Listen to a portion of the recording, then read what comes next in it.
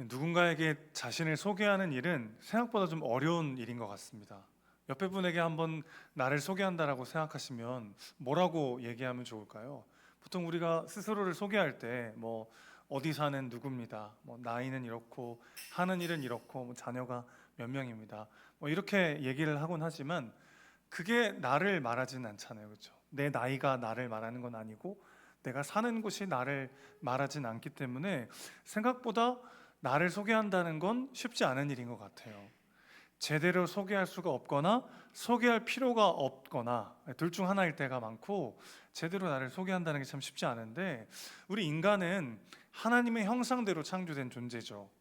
하나님의 형상대로 창조됐다는 건 하나님과의 인격적 관계 속에서 그분의 사랑과 은혜를 누리도록 창조되었다는 뜻이고, 그렇기 때문에 그 관계 안에서만 진짜 나를 발견할 수가 있다라는 것을 의미하는 것이죠.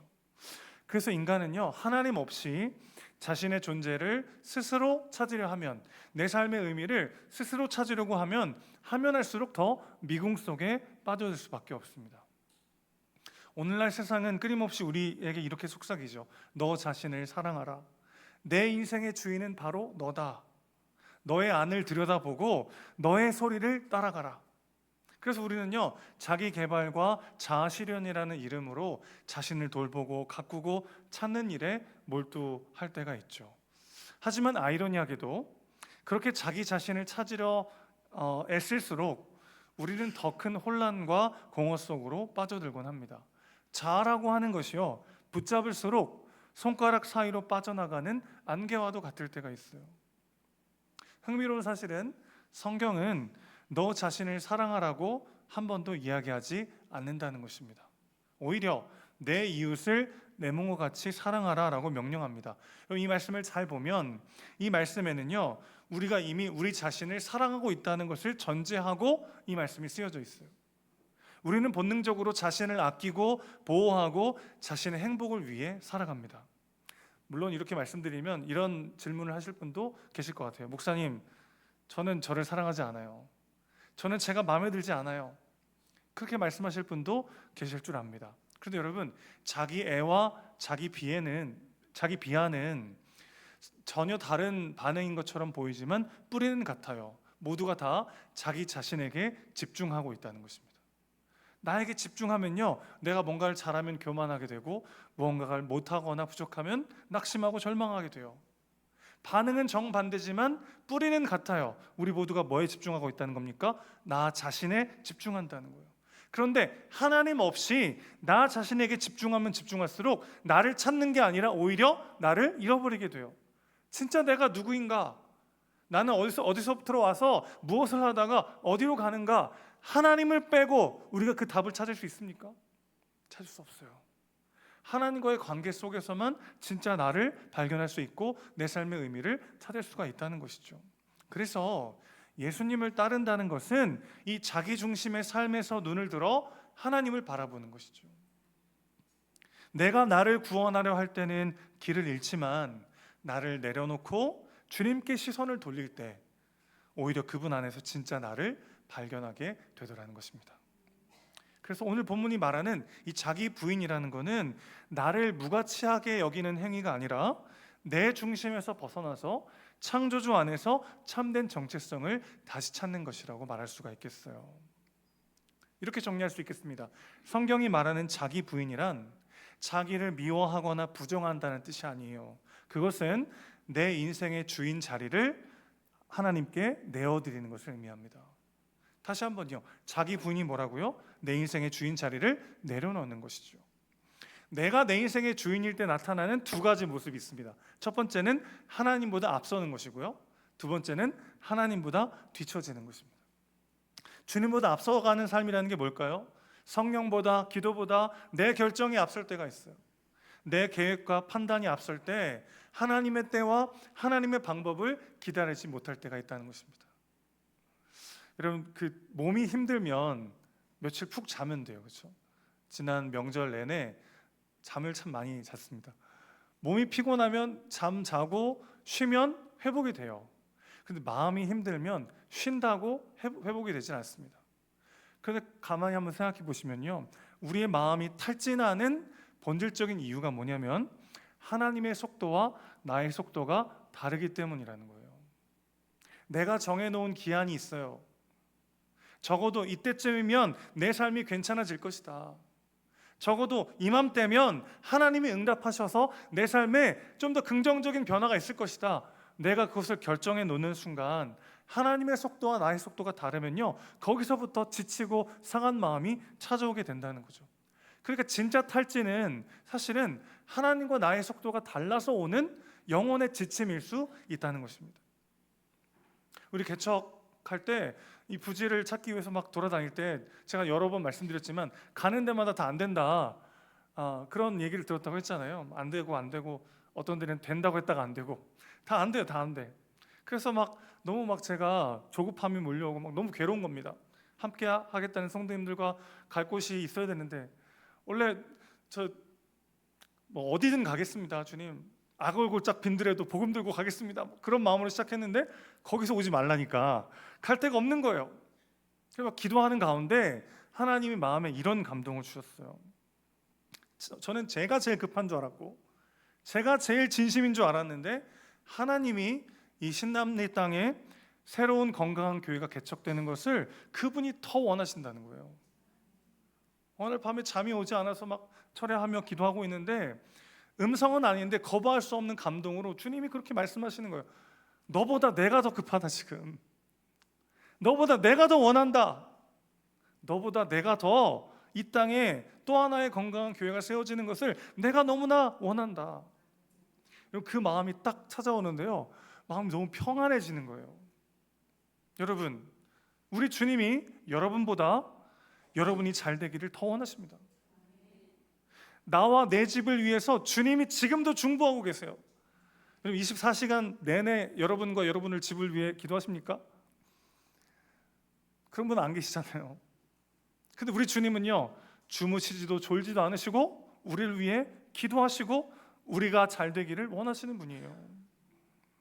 그분이 나와 내 집을 나보다 더 잘 되기를 원하시는 분이시라는 거죠.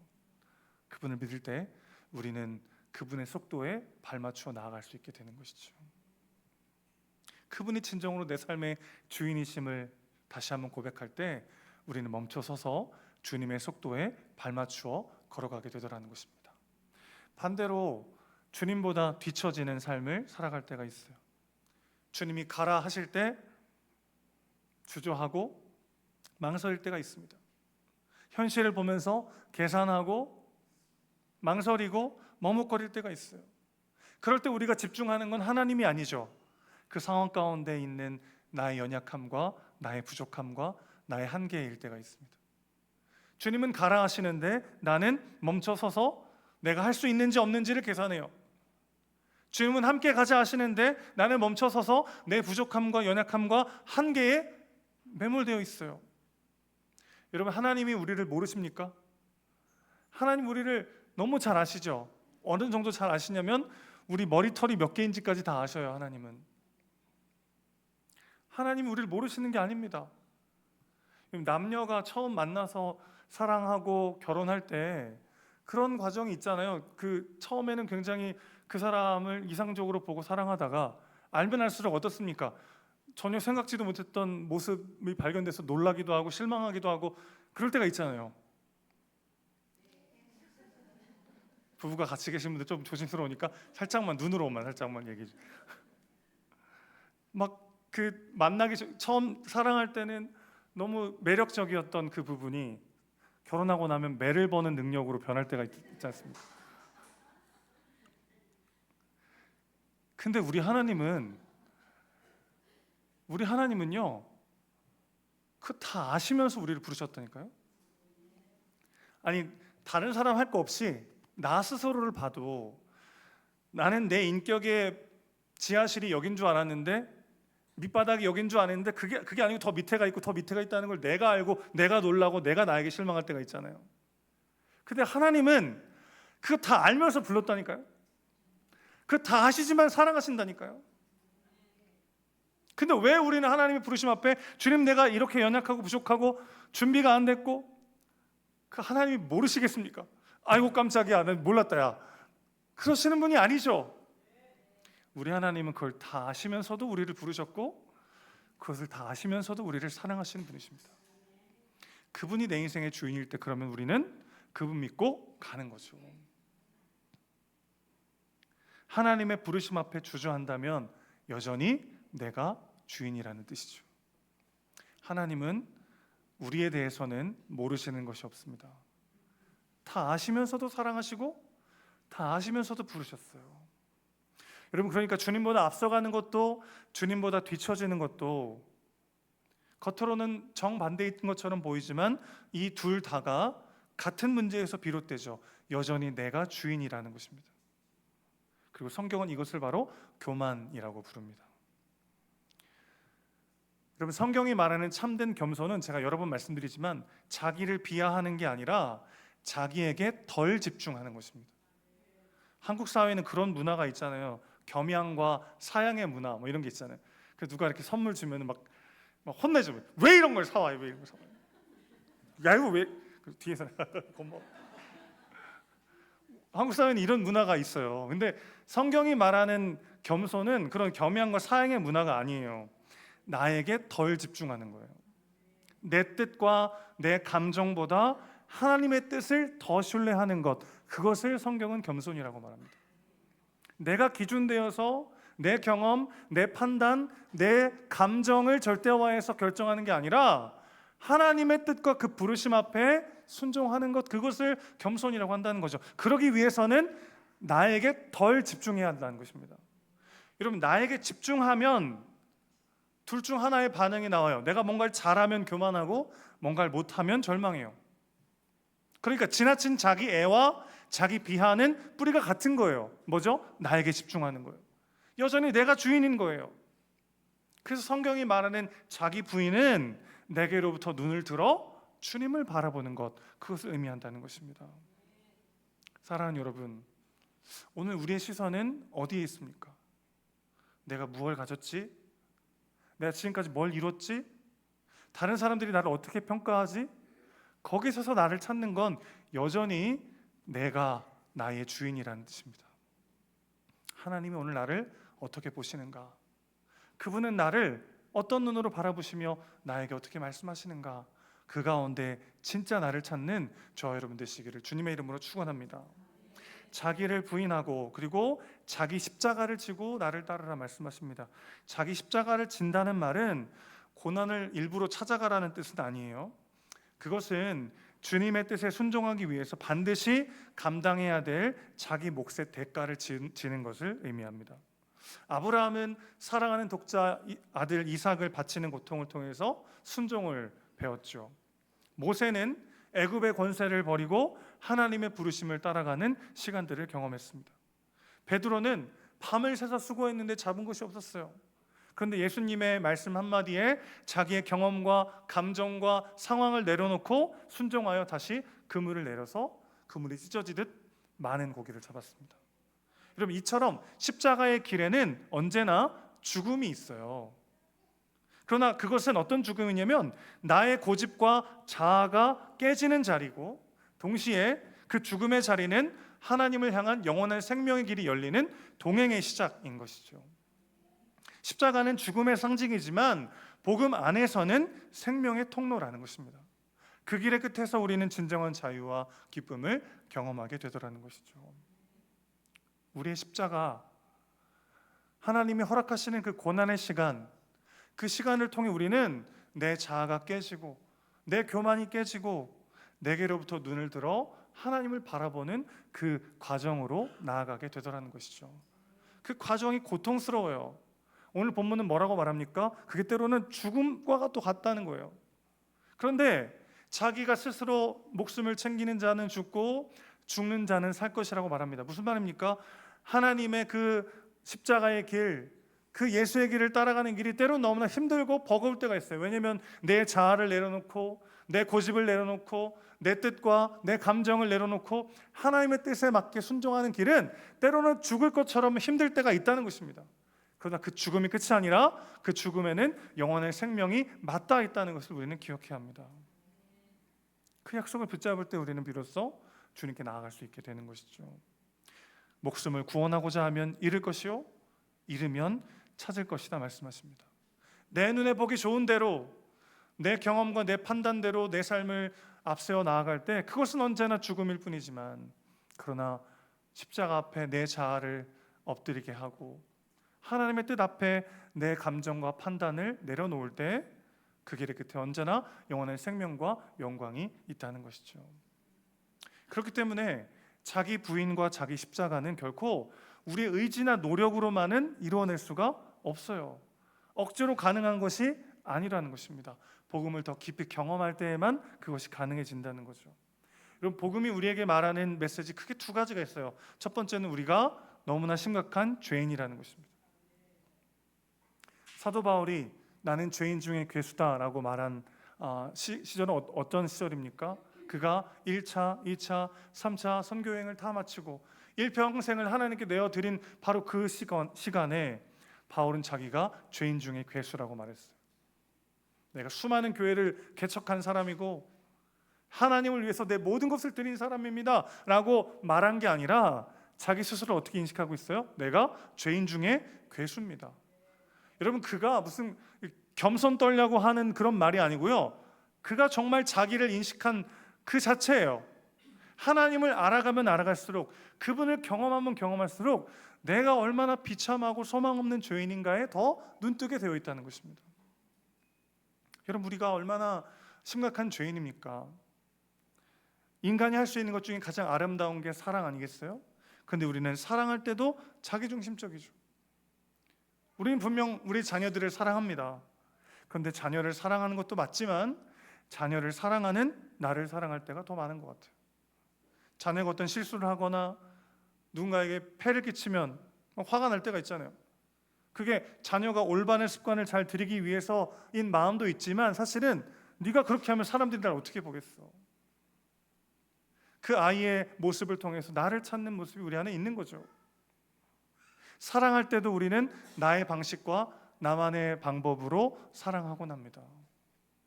우리 삶의 모든 영역이 죄로 인해 망가지고 깨져서 우리는 아무리 열심히 노력하고 애써도 스스로를 구원할 수가 없는 비참한 존재들인 것이죠. 두 번째는요, 우리가 그럼에도 불구하고 하나님께 너무나 큰 사랑과 은혜를 받는 존재들이라는 거예요. 그런 소망 없는 나를 위해서 하나님은 자신의 아들을 주시고 그분이 십자가에 죽으시고 부활하심으로 우리가 새 생명을 얻었습니다. 여러분, 우리는 어제보다 오늘 조금 더 괜찮은 존재가 된 게 아니고 아예 새 사람이 되었어요. 하나님의 자녀가 되었습니다. 그분의 영광, 그분의 아름다움, 그분의 사랑에 점점 더 눈을 뜰수록 나 같은 죄인 살리신 그분의 은혜가 감격스러워서 우리 삶이 송두리째 뒤집어질 수밖에 없는 것이죠. 근데 우리가 죄인이라는 사실을 점점 인정하지 않고 그냥 비교적 괜찮은 죄인으로 남아 있으려고 할 때 하나님의 전적인 은혜와 사랑으로 여기 있음을 기억하지 못하고 나의 행위와 의가 그 안에 끼어들 때 복음의 감격은 줄어들어서 우리는 그저 하나님 앞에 감사하긴 하지만 그것 따로 내 삶은 따로인 인생에 빠지고 마는 것이죠. 그러나 우리의 의를 한번 생각해 보십시오. 하나님의 은혜로 내가 여기 있다는 것을 분명히 고백하면서도 동시에 우리에게는 적어도 내가 이런 삶을 살아왔다고 하는 나만의 자기 의가 다 있더라는 거예요. 내 안에 있는 자기 의를 보여주는 너무 중요한 거울이 있습니다. 그것은 바로 다른 사람을 판단하고 정죄하는 거예요. 그럼 내 안에 어떤 의가 깊이 뿌리 내리면 뿌리 내릴수록 누군가를 자꾸 판단하게 돼요. 내가 중요하게 생각하는 이것을 하지 않는 사람을 보고 막 판단하게 됩니다. 정죄하게 돼요. 여러분, 한번 지난 일주일의 삶을 한번 돌아보십시오. 내가 끊임없이 누군가를 판단하고 비난하고 정죄했다면 그것이 내 의일 수가 있다는 거예요. 예를 들어 보겠습니다. 저는요, 진실성과 책임감을 중요하게 생각하는 사람이에요. 그래서 최대한 성실하고 책임감 있고 진실하게 살려고 노력합니다. 그래서 거짓말하는 사람이라든지 자기에게 좀 피해가 된다고 책임을 다하지 않는 사람들을 좋아하지 않았어요. 정죄하고 판단하고 그랬어요. 근데 여러분, 제가 진실하고 책임감 있고 성실해서 구원받은 게 아니잖아요. 우리 주님께서 십자가를 피하지 않으시고 죽음의 두려움에도 불구하고 그에게 맡겨진 사명을 책임감 있게 감당하시고 그분이 진실하셨기 때문에 제가 구원받은 거 아니겠습니까? 오히려 저는 그 진실함과 책임감에 있어서 더 구원이 필요한 죄인이더라고요. 왜냐면 여러분, 평소에 진실하게 사는 사람은 주변 사람들에게 신뢰를 받잖아요. 그러면 그 사람이 거짓말하면요, 아무도 알아차릴 수가 없습니다. 그래서 누구보다 거짓말의 유혹에 넘어가기가 쉬운 사람이죠. 예를 들어서 제가 오늘 아침에 일어났는데 갑자기 교회 가기가 싫은 거예요. 예를 든 겁니다. 예를. 지금 조시면은 큰일 나요. 자, 예를 들었어요. 제가 오늘 아침에 일어났는데 교회 가기 너무 싫어요. 그래서 제가 전체 카톡방에 제가 오늘 몸이 너무 안 좋아서 한 주만 쉬겠습니다. 오늘 전사님이 대신 설교하실 겁니다. 제가 올렸어요. 그럼 여러분 중에 누가 의심하겠습니까? 누가 목사님 사실은 교회 가기 싫어가지고 거짓말하는 거 아니야? 여러분 중에 누가 그렇게 생각하시겠어요? 아니에요? 제가 그 정도 신뢰는 받으면서 목회하고 있지 않아요? 그러니까 평소에 다른 사람에게 신뢰받는 사람일수록 거짓말할 때 아무 티가 안 나기 때문에 오히려 거짓의 유혹을 당하기가 훨씬 쉽죠. 그러니까 저는 성실함과 진실성에 있어서 구원이 필요한 죄인일 뿐이에요. 누구보다 거짓의 유혹에 빠지기 쉬운 구원이 필요한 죄인인 거죠. 또 이런 분도 계실 수 있어요. 사람이 말이야 겸손해야지. 자기가 뭐 좀 잘하면 막 그거 막 드러내고 자랑하고 그렇게 막 교만해가지고 어떻게 하겠어. 그렇게 겸손이 중요하다고 생각하고 겸손한 삶을 살면서 그게 내 의가 된 사람은 그렇게 조금만 자기를 드러내거나 자랑하는 사람을 견딜 수가 없어요. 그럼 아이러니하게도 겸손을 추구하는 그 사람은 자기를 드러내는 그 사람에게 결코 겸손하게 대하지 않아요. 그 사람에게 교만하게 대해요. 그러니 겸손을 추구하는 내가 누구보다 겸손에 있어서 구원이 필요한 죄인이죠. 공동체에 사랑이 없어요. 비판하고 정죄하는 사람은요, 반대로 그 공동체를 사랑하지 않아요. 사랑이 중요하다고 생각하는 그 사람이 오히려 그 영역에 있어서 구원이 필요한 죄인이라는 것입니다. 우리 모두가 다 그렇습니다.